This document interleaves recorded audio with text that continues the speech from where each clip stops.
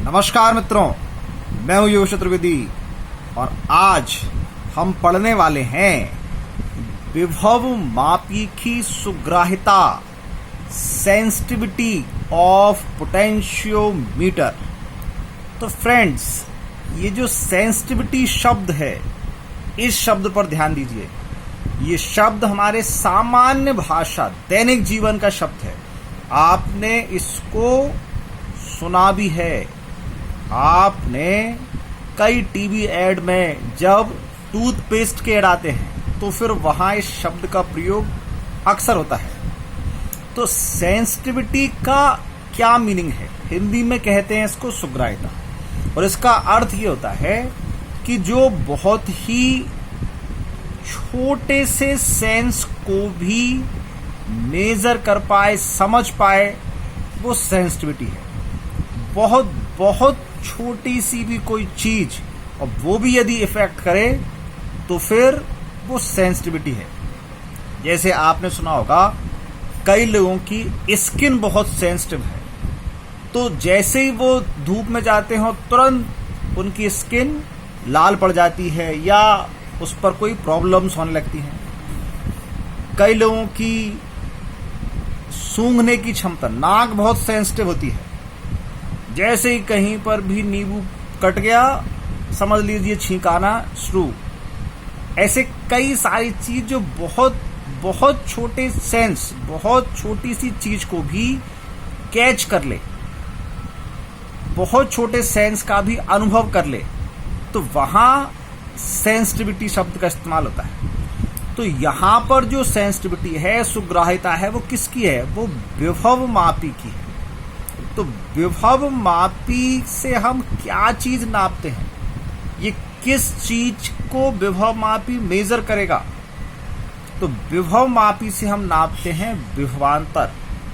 तो वह उपकरण जो अल्प विभवांतर, बहुत बहुत छोटे विभवांतर की बात चल रही है, अल्प विभवांतर को भी यथार्थता पूर्वक नापता है, सुग्राही कहलाता है। अर्थात बहुत कम विभवांतर को भी शुद्धता पूर्वक नाप लिया, जो उसकी एग्जैक्ट वैल्यू है वो हमने फाइंड कर ली, तो फिर उपकरण क्या कहलाएगा? सुग्राही, सेंसिटिव। अब विभव मापी की सुग्राह्यता से क्या तात्पर्य है, ये तो हम समझ गए कि बहुत अल्प विभवांतर को भी यदि विभव मापी मेजर कर लेगा तो सुग्राही कहलाएगा। तो जो विभव मापी कम से कम नापेगा वो उतना अधिक से अधिक सुग्राही होगा।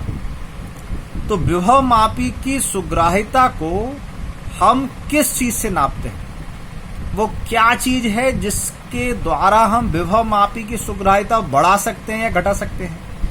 तो विभव मापी की सुग्राह्यता उसकी विभव प्रवणता द्वारा ज्ञात की जाती है।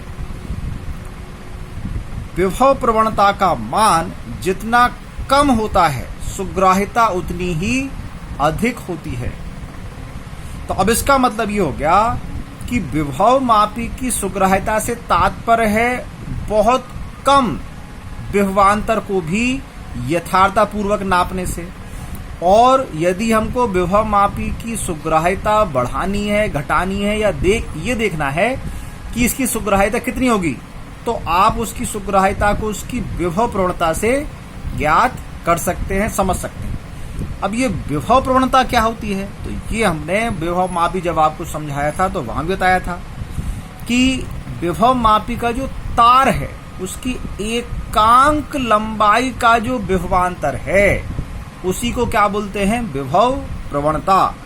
तो यदि विभव मापी के तार की लंबाई कैपिटल एल हो और तार के सिरों पर जो विभवांतर है यदि वो v हो, तो एल लंबाई का विभवांतर v, तो एकांक लंबाई का v अपॉन एल, तो यही कहलाई तार की विभव प्रवणता।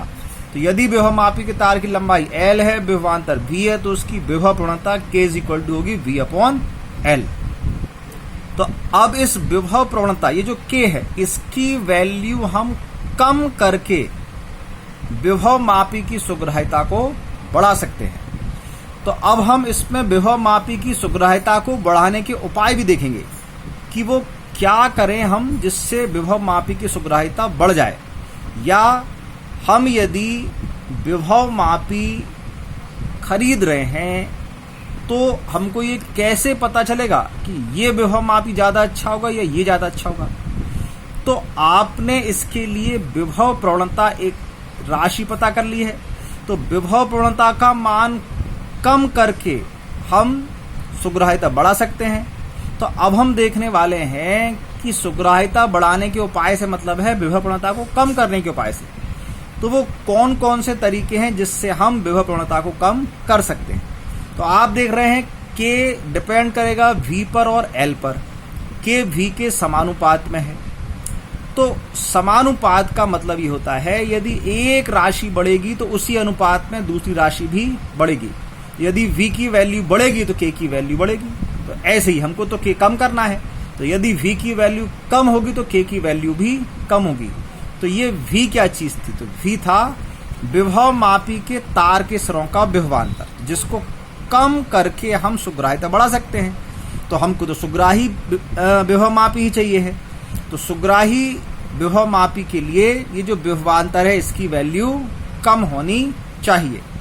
लेकिन अभी जो V है ये आता कहाँ से है? जब आपने विभव मापी समझा था तो उसके प्राथमिक परिपथ में हमने जो सेल लगाया था वो सेल विभव मापी के तार के सिरों पर ये भी विभवांतर उत्पन्न करता है।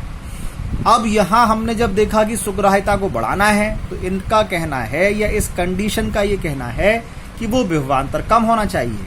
लेकिन आप इस चीज को याद रखें, विभव मापी में सावधानियों में हमने एक सावधानी देखी थी। वो क्या थी कि जो द्वितीयक परिपथ में लगे सेल हैं उनका विद्युत वाहक बल प्राथमिक परिपथ में लगे सेल के विद्युत वाहक बल से कम होना चाहिए। अर्थात जो प्राथमिक परिपथ का सेल है उसका विद्युत वाहक बल ज्यादा होना चाहिए। किससे? द्वितीयक परिपथ के सेल से। और यहां पर ये क्या कह रहे हैं कि V की वैल्यू कम होनी चाहिए।